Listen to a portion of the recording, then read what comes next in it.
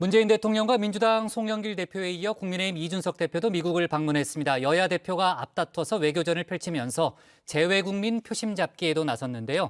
조금 전에 저희가 봤던 문 대통령의 종전선언 제안에 대해서도 여야 대표의 의견이 극명하게 갈렸습니다. 국회 관련 소식을 유정아 상황실장이 정리했습니다. 네, 정회원 여러분, 풍성한 한가위 보내셨나요? 이 보름달에 소원을 빈 것까지는 좋았는데 이 추석 연휴가 끝나니까 좀 서운하기는 합니다. 월요일에 출근하기 싫은 이 월요병을 치료하려면요, 일요일에 잠깐 출근을 하면 된다, 뭐 이런 설이 있죠. 저도 혹시 오늘 아침에 고생을 할까 봐 어제부터 미리 국회 상황을 좀 둘러봤는데요. 여야 당대표가 모두 연휴에 미국을 방문하고 있더라고요. 추석 연휴를 맞아서 외교전이 펼쳐진 겁니다. 코로나만 아니었으면 저도 좀 동행 취재를 좀 적극적으로 하고 싶은 그런 심정이었는데요.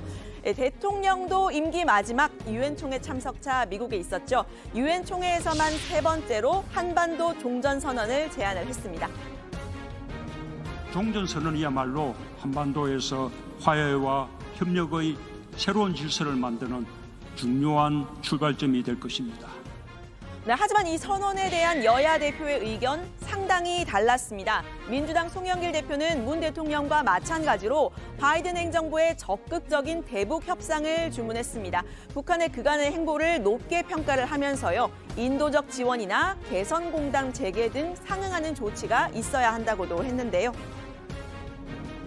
거의 4년 동안 추가적인 핵실험과 장거리 미사일 발사 실험은 안 하고 있습니다. 이에 대해서 상응한 조치가 있어야 신뢰가 쌓이는 거 아니겠습니까? 네, 반면에 국민의힘 이준석 대표, 문재인 정부의 대북 정책 초기 방향성에서부터 잘못이 됐다면서 트럼프 행정부가 재선에 실패한 상황에서 이 대북 정책을 폐기 혹은 전환해야 한다고 했습니다. 문재인 정부 들어선 이후로 사실 대미 외교라고 하는 것은 냉탕과 온탕을 거쳐가면서 상당한 혼란을 겪었고, 무엇보다도 트럼프 행정부 시기에 문재인 정부가 진행했던 대북 정책이나 이런 것들이 상당히 이제 폐기된 수순으로 이제 가야 되는 상황이기 때문에. 네, 두 대표가 만난 사람들 좀 살펴볼까요? 이 커트 캠벨 백악관 국가안보회의 인도태평양 조정관, 그리고 캐슬린 스티븐스 전 주한미국 대사 등 많이 겹치는 모습을 많이 볼 수가 있었습니다. 두 사람의 방미 목표는 같았다고 해야 할까요? 반대였다고 해야 할까요? 바로 재외국민 표심 잡기입니다. 투표권을 가진 재외국민 215만 명 정도로 추산이 되는데요. 그중에서 40%가 미국에 살고 있다고 합니다. 잇따라 교민 간담회를 가지는 모습이었는데 이 우편 투표 도입 여부를 놓고서 여야가 논쟁을 예고하는 모습이었습니다. 만찬 회동 때 먼저 제안을 해서 제가 동의를 했던 사안인데, 원내로 가다 보니까 야당에서 일부 지역의 우편 투표의 신빙성을 이유로 아주 소극적으로 지금 나오고 있습니다. 유감입니다. 우편 투표 같은 경우에는 원론적으로 저희는 긍정적으로 검토하나 일부 국가에게만 열 수 있는 것은 아니지 않습니까? 그렇기 때문에 우정 시스템이라든지 이런 것이 안전하고 또 신속하고 검열을 당하지 않을 그런 확신이 있어야지만. 네, 두 사람 모두 대표 취임 후의 방미는 처음입니다. 코로나 시국의 해외 방문 쉽지가 않죠. 이준석 대표는 한국전 참전 기념비를 방문했는데 이 36살 젊은 야당 대표를 만난 참전 용사는 이렇게 인사하기도 했습니다.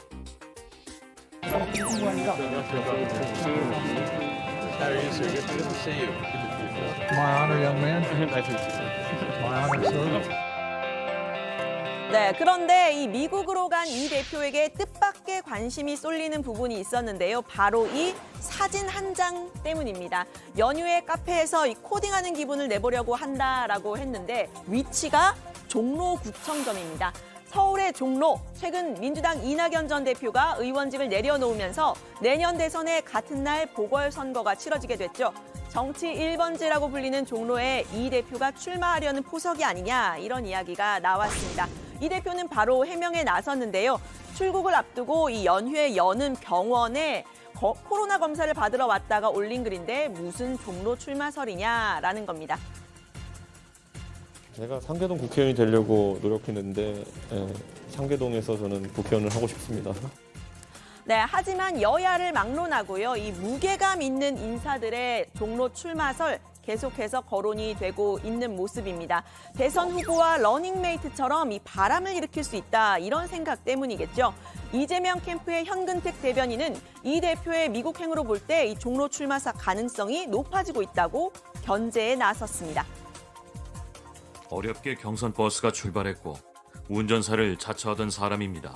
지금 간다는 것이 중요합니다. 차차기에 대한 포석이 시작됐다고 봅니다. 종로에 출마할 가능성이 높아지고 있습니다. 종로는 단순한 지역구 선거가 아니고 대선에도 많은 영향을 미칠 것입니다. 네, 이 글을 공유한 이 대표 측의 김철근 당대표 정무실장은요. 왜 이렇게 억지로 까기를 하느냐라고 비판을 했습니다. 이 종로 선거 내년 대선의 또 다른 관전 포인트가 될 것으로 보입니다. 이번에는 고발 사주 의혹을 짚고 넘어가려고 하는데요. 이 명절 밥상 민심이라고 하죠. 추석 연휴에 회자된 걸로 따져보면 제가 포털 사이트에서 이 검색량을 한번 따져봤는데요. 이재명 지사의 이 화천대유 의혹이 윤석열 전 총장의 고발 사주 의혹을 좀 뒤덮는 그런 모습이었습니다. 특히 추석 연휴 때 집중적으로 좀 검색이 된 것으로 이렇게 보이는데요. 여야 유력 주자들이 관련된 이 양쪽의 의혹들입니다. 검찰 권력을 동원한 정치 공작대, 지자체 권력을 동원한 부동산 개발 비리 이렇게 두 가지로 나뉘어서 우열을 가리기가 굉장히 어렵습니다. 근데 양당이 가장 선두에서 온 후보들이 이렇게 검은 의혹의 유력한 주인공으로 떠오른 게 굉장히 안타깝고요. 네, 이 화천대유 관련 소식은 조금 있다가 조멘토가 톡 쏘는 정치에서 전해드리고요. 공수처와 검찰, 이 추석 연휴도 반납을 하고 윤 전 총장의 고발 사주 의혹 수사를 이어갔다고 합니다. 공수처는 제보자 조성은 전 미래통합당 선대위 부위원장이 제출한 증거물 그리고 압수수색에서 한 압수물 분석에 나섰고요. 이 검찰은 대검찰청 감찰부의 감찰 자료 분석, 이런 손준성 검사의 메신저 대화 같은 디지털 증거에 집중한 것으로 알려집니다. 조 전 부위원장의 휴대전화 포렌식 결과 이 텔레그램 속 고발장을 지난해 4월 3일과 4월 8일에 각각 다운로드 받은 것을 검찰이 확인했다 이런 보도가 나왔는데요. 윤석열 캠프에서는 이 고발장 사후 작성, 조작 의혹 이런 부분을 제기했었는데 이런 부분은 사실로 보기 어려워진 겁니다.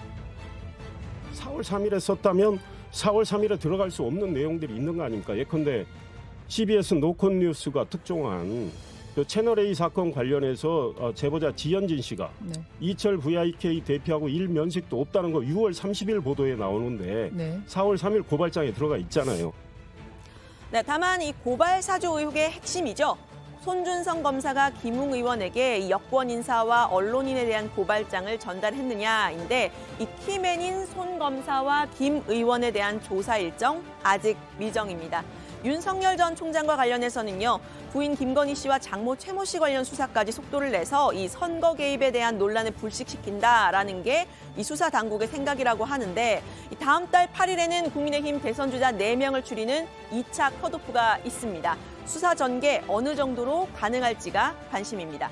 오늘 박범계 법무부 장관은요. 고발 사주 의혹과 관련해서 이 수사정보정책관실 존폐 같은 제도 개선의 관점에서 접근하고 있다라고 했는데 이번 수사 쉽지만은 않다는 관측도 나왔습니다.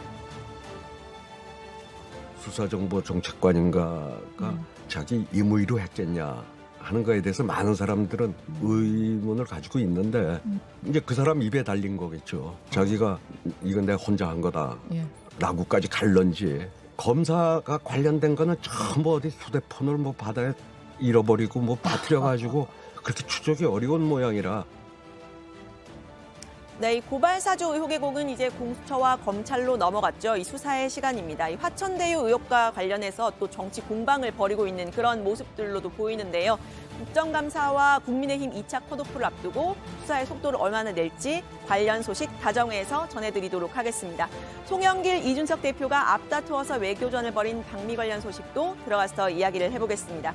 오늘 발제는 이렇게 정리합니다. 방미 외교전 펼친 송영길, 이준석, 고발 사주 의혹 수사 속도 내나.